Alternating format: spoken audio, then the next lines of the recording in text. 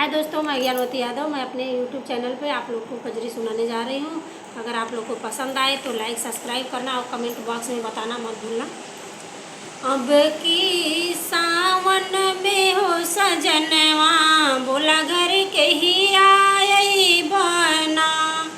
अब की सावन में हो सजनवा, बोला घर के ही आई बना। पुरुवा पवन मोर जियर जराए, पुरुवा पवन मोर जियर जराए। बोलिया बोले कोयलिया ना, पुरुवा पवन मोर जियर जराए।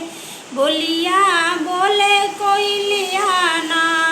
अब की सावन में हो सजनवा, बोला घर के आई बना। अब की सावन में हो सजनवा, बोला घर के ही आई बना। अब की सावन में हो सजनवा, बोला घर के ही आई बना। हरियर बैल बखत खरिहनवा, हरियर बैल बखत खरिहनवा। बोला